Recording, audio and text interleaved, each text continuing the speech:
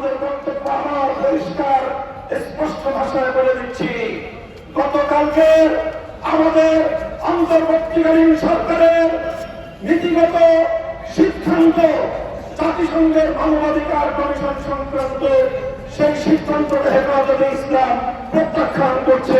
হেফাজতে ইসলাম এই সিদ্ধান্ত মানে না, এই সিদ্ধান্ত কার্যকর হতে দেবে না।